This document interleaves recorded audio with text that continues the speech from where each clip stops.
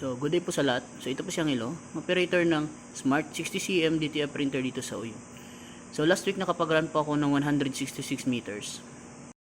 So, dito po yung head area ko po.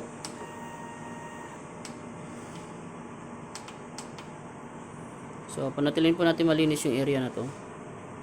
So, andito po yung waste tank ko. Yung AVR at yung ground. So, yung ink level naman po, tama lang. So, after natin ma-on yung printer, so mag-cleaning po tayo. So, yung gamit ko po na mode sa cleaning ay normal. So, after natin ma-head clean, so mag-nozzle test po tayo.